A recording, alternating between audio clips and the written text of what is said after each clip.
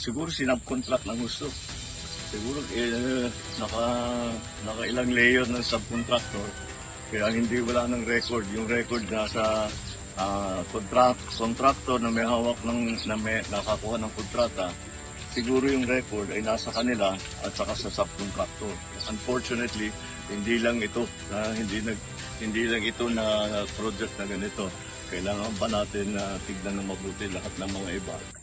Nabanggit namin yon kay BBM na ganun ang ginawa, pero noon ay wala siyang reaction. Tapos bigla ngayon, meron na siyang reaction. Paniwala ko, ginagawa nila yan para lang sabihin sa susunod na baha na, tingnan nyo, may ginawa naman kami. Pinaghahandaan niya lang yung excuse niya para sa susunod na baha. Blacklist na rin ang mga mapang-abusong kontratista na bukod sa palpak ang trabaho ay maaaring sangkot sa mga illegal na gawain. Ano po yung masasabi nyo sa sinasabing koneksyon ng ilang contractors sa ilang senators like Senator Bongo po? Una sa tanong ay tinanong po natin si Secretary Bonoan, hindi pa po nagre-reach out ang St. Timothy. At patungkol naman po doon sa mga top 15 contractors na di umano may kaugnayan sa mga senador, katulad ni Senator Bongo, paiimbestigahan naman po ito. Katulad na sinabi ng Pangulo, malapit man, kaibigan man, malapit sa kanyang puso. Kung nakakasama sa mga anomalyang katulad nito, ito po ay paiimbestigahan at pananagutin ang dapat managot. Kumusta? Welcome sa lahat nating mga suking taga-subaybay sa ating live streaming. Ito na, no? May napaulat na dawit si Senador Bongo sa isang sa kontratista kaugnay sa flood control at proyekto. At ito'y mariing pinabulaan niya, ngunit ito'y pinaimbestigahan na. Samantalang si Archbishop-elect Abitoy ay nag-post ng kaniyang prayer, Archbishop-elect ng Archdiocese of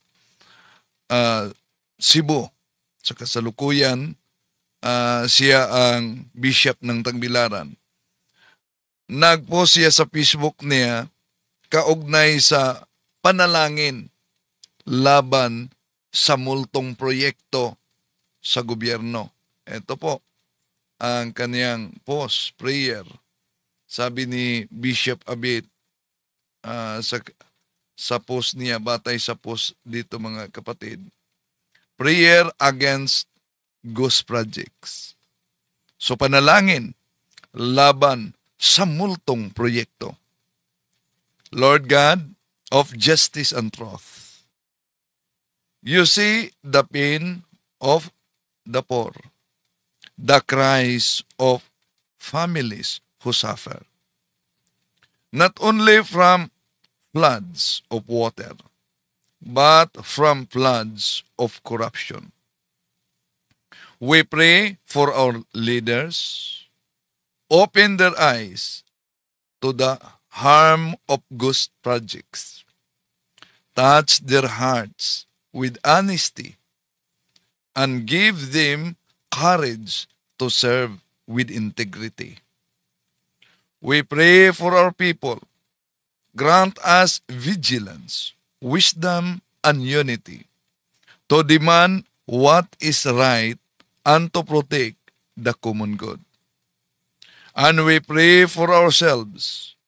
Make us instruments of your light, exposing lies and channels of your mercy in building a nation, where every piso is used for justice and every project serves life.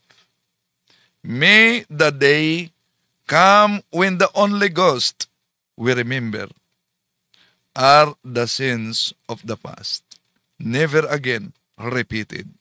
Through Christ our Lord. Amen. Yon ang post ni Archbishop-elect, Archbishop ng Cebu, Archbishop-elect Abitoy, mga kapatid. Tatalakayin natin ito bago tayo papasok sa punto por punto. Samahan niyo ako. Kasi manalingan, pag palaging inulit-ulit ay magmukha talaga ang katotohanan para sa ating mga kapatid na kulang ang kaalaman. Ang pagkadaya ay maranasan sa iba't ibang paraan. Pero napakasakit pag madaya tayo sa pananampalataya. Dahil nanganib pati ang ating kaluluwa. Viva Cristo Rey! Pro Dio et Ecclesia! Alam nyo ba, mga kapatid, kung ilan ang tao sa ating bansa batay sa estimated population? Ang Pilipinas, sa kasalukuyang 2025, meron tayong estimated na population na 116.8 million. Ayon yan sa World Meter reports, no? Na meron tayong 116,786,962 ang karamihang tao sa ating bansa. Pero alam nyo ba, batay sa ulat at nadiskubre, bilyong halaga sa ghost project sa gobyerno. Multo na proyekto sa gobyerno, bilyon ang halaga na nawala sa kaban ng bayan. Imagine, mga kapatid, sa total population na 116.8 million, kumpara natin sa bilyong halaga na nawala sa ghost project sa kaban ng bayan nitong mga multong proyekto. Kahit pa itong total population ng ating bansa, bigyan bawat isa ng 1 million. Di ba? Bawat isa 1 million. Mas malaki pa ang halaga na nawala sa multong proyekto. Ibig sabihin, bilyonaryo tayo. Ang isyu dito, naghirap ang karamihan itong 116 million na populasyon. More than, mahigit. Karamihan mahirap. Naghirap tayo hindi dahil marami tayo. Naghirap tayo dahil merong iilan, kahit na yung ilang mga nakaupo sa gobyerno, na nagiging di lang under the table, para yatang including the table na. At mga kontraktor na kung tingnan natin sa halaga na nawala bilyon-bilyon, ito'y katibayan na mga kontraktor na ikumpara sa kanilang proyekto, mas makapal pa ang mukha kaysa simento ng kanilang proyekto. Bakit? Ay may kumakalat na, sige, alam nyo ba kung saang lugar ito? Kumakalat ito sa social media. Tingnan nyo. Lupa, nilagyan lang ng simento. Ito. Yan. Kumakalat ito sa social media. Ha? Nilagyan ng simento. Lupa, no? Tibay pala, ha? Alam nyo ba kung saang lugar ito? Ha?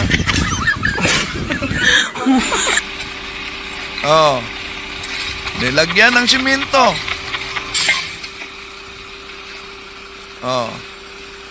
Asang lugar ito? Ha? Grabe talaga, ano?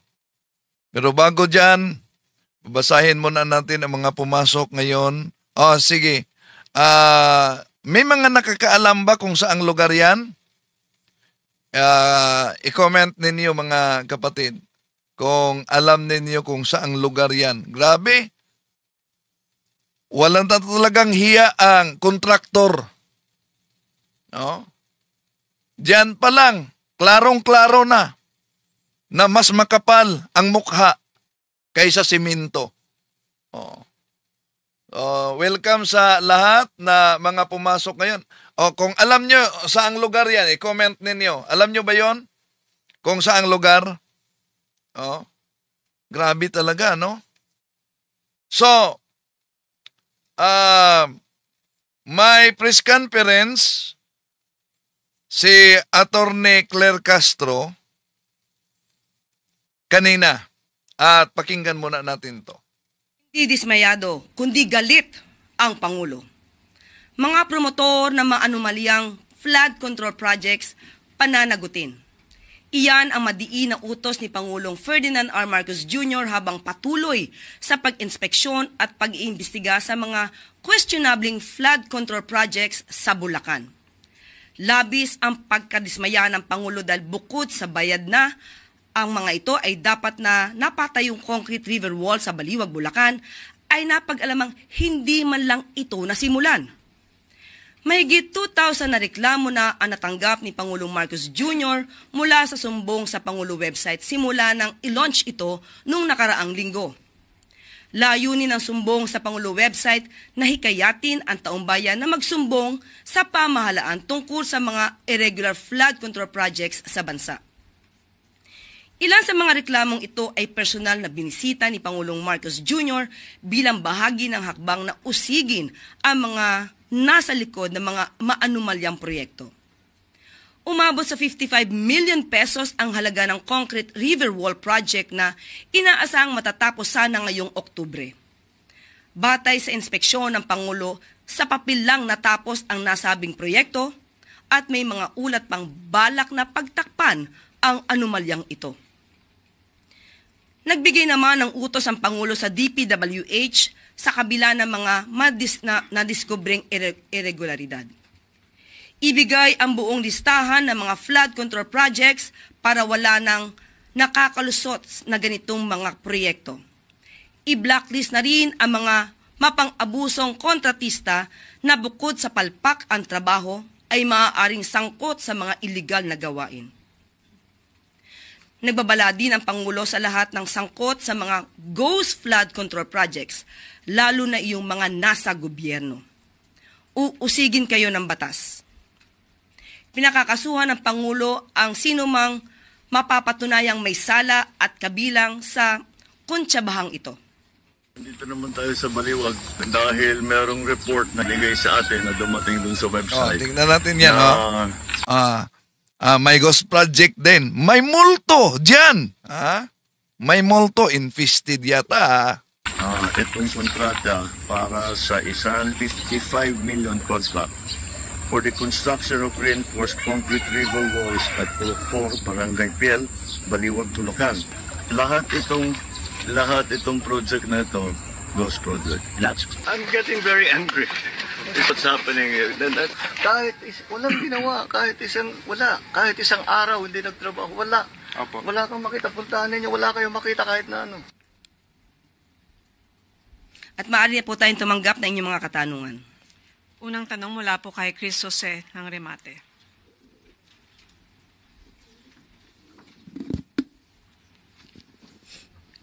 Good morning, ma'am. Ma'am, si Senator Robin Padilla, naghain po siya ng panukalang batas para po sa taunang mandatory drug testing sa lahat ng elected at appointed officials. Ito po ay gagawin sa ilalim ng batas. Sa ilalim po ng batas, ang test po ay gagawin sa pamamagitan ng hair follicle test at urine test. Susuportahan po kaya ng Malacanang ang batas na ito ng senador? So ang nais po ni Senator Robin Padilla ay lahat ng public at public officers. Sana po ay nabasa niya na po ang desisyon ng korte patungkol po dito. Social Justice Society versus Dangerous Drugs Board 2008 kung saan hindi po hinahayaan at ito ay labag sa konstitusyon at sa privacy kung lahat po, pag sinabi po natin lahat, universal testing, mandatory universal or universal testing. Ang allowed lamang po ay ang random drug testing. So baka magsayang lang po ng oras at pera, pondo, si Senator Robin Padilla. Aralin po muna niya po ang nais niyang gawing batas. So ma'am, clarification lang po. Sinasabi niyo po na hindi po kayo pabor. Hindi ko sinasabing hindi pabor. Apo. Yan ay labag sa batas. Apo. Thank you po. Sunod na tanong mula kay Ana Bajo, GMA News Online. Morning, ma'am. Ma'am, may we get ano po yung naging reaction ni Presidente sa irrevocable resignation ni NBI Director Jaime Santiago? Sandali naman po. Meron po sa ating pinabatid. NBI Director, yung resignation po niya. Yung video na pinakita natin kanina, ayon kay Nanding Ramos Villafuerte, good evening bro Win, from Quezon City, parang Naodyan, Mindoro ata yan bro. Yun ba? Sige.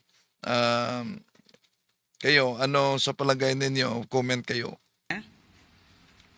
For acceptance. Imagine, kumakalat ito. Balik natin ha. Kumakalat ito na video. Yan lupa, nilagyan lang ng simento.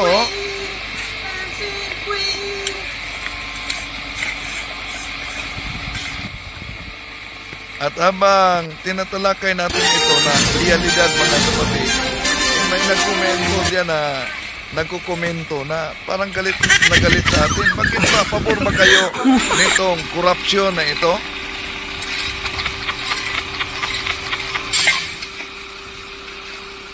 Aba, iba yata ang Stone Mason. Oo, yan. So, alam nyo ba yan?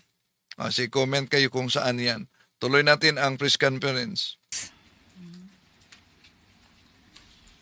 Nagkausap pa po ba sila in the past days regarding this? Hindi po na ipaalam sa atin sa ngayon kung sila nagkausap, pero ang irrevocable resignation ni NBI Director ay for acceptance.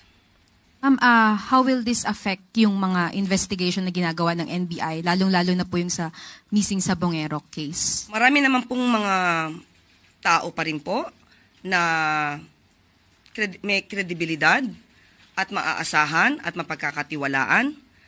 Sila pa rin po ay patuloy na nagtatrabaho para dito. Meron po kaya tayo na ma'am na shortlist kung sino po ang papalit kay Santiago? Sa ngayon, wala pa po sa ating ibinibigay na anuman detalye. Thank you, ma'am. Sunod na tanong mula po kay Chloe Hufana, Business World. Good morning po, Yusek. The Konektadong Pinoy Bill po is set to lapse on August 24. Given that it is a priority bill po of the President, what specific provisions is the President still reviewing that explain why he has not signed it? Or does he intend to sign it into law, or will he allow it to lapse without his signature? Hintayin na lang po muna natin ang magiging aksyon ng Pangulo patungkol sa Konektado Bill. So he has 3 days, if I'm not mistaken, before that. Ano po sa tingin nyo yung talagang nire-review ni President kaya hindi niya masign ka agad? Mas maganda po kasing reviewin lahat. Ayoko po mag-speculate, pero hintayin po natin ang magiging aksyon ng ating Pangulo patungkol po dyan. And last question, Yusek. Industry players expressed willingness to input on the implementing rules and regulations of the Konektadong Pinoy Bill. In the event it lapses into law as a way to address industry concerns, open po ba ang palas dito? Sa mga? Na tutulong po yung mga industry players sa IRR po. Wala naman po magiging problema kung sila po ay makakatulong at magiging maganda po ang pag-iimplementa ng sinasabing batas kung maipapasa ito. Wala pong tututulan ng Pangulo. Thank you po. Sunod na tanong mula kay Ivy Reyes, Bilyonaryo.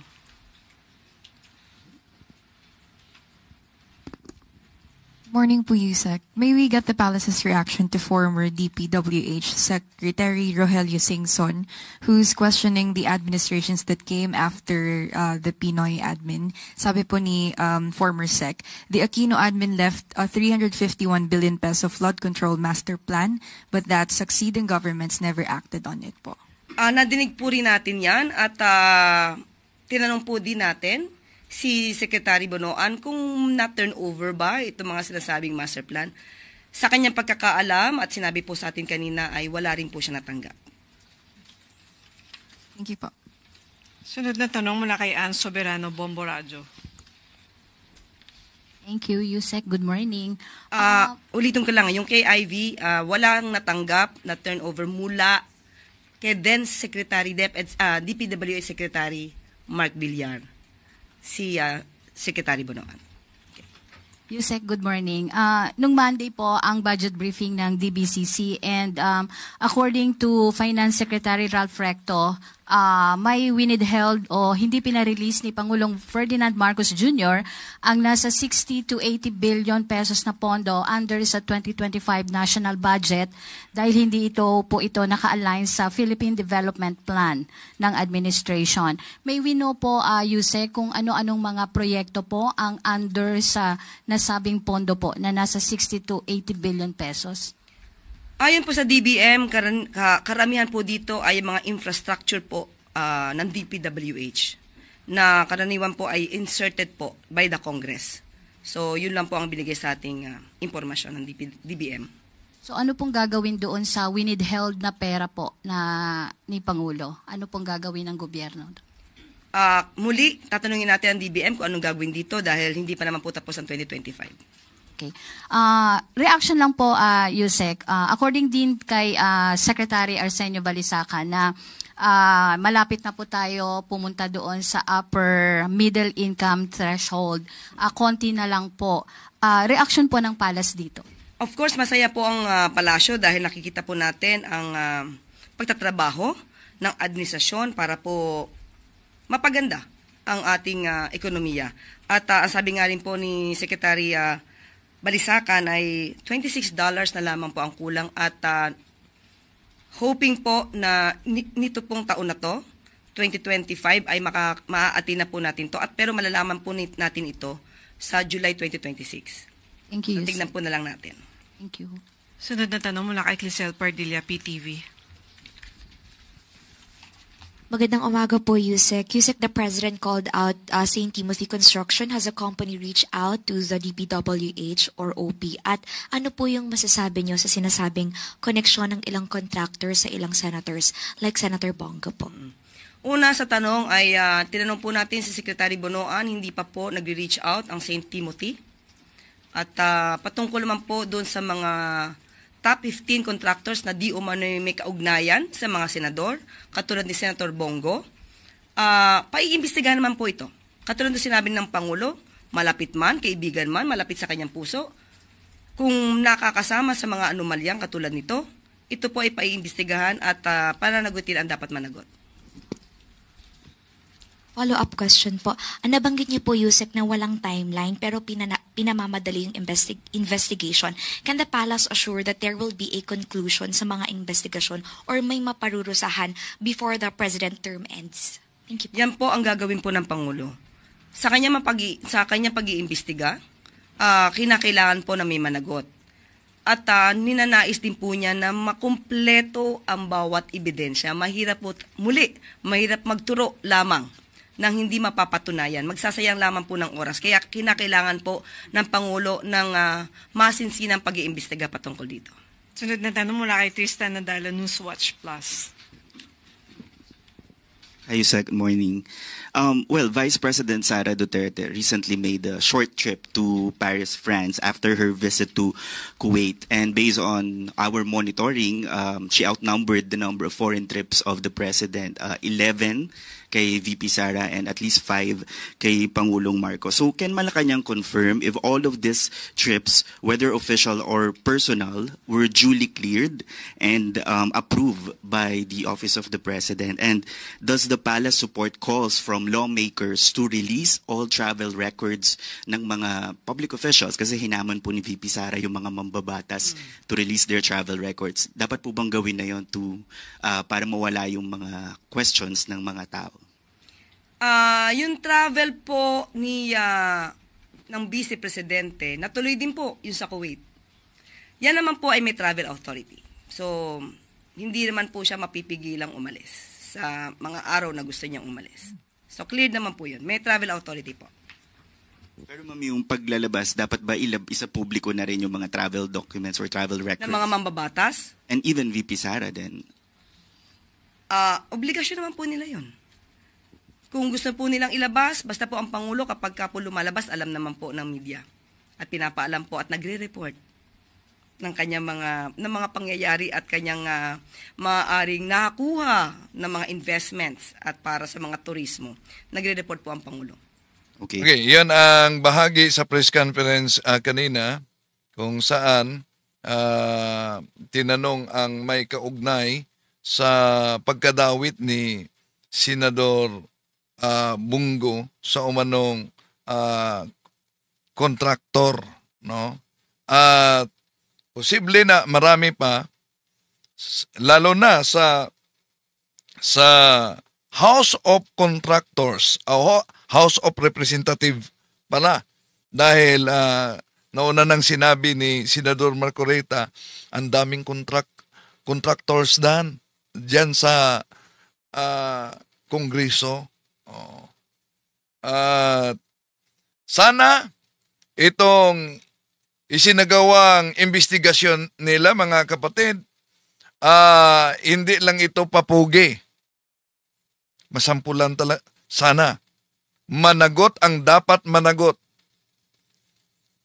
Yung mga buwaya na responsable sa pangnanakaw sa bilyong halaga ng pera ng taong bayan.